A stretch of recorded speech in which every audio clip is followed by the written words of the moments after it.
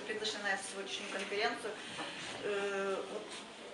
Погодные условия сегодня, конечно, вас не испугали. Спасибо вам большое, что вы приехали на эту конференцию, что решили принять участие. У нас эта конференция уже была начата еще в 2010 году. Сейчас работа у нас началась. Посвящается она нашему документу «Хартии Земли», которая была принята на Ассамблее ООН.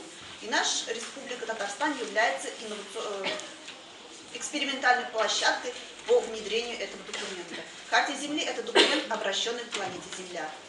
На самом деле, сейчас экология, проблемы экологии очень остро стоят для нашей страны, для нашей Земли.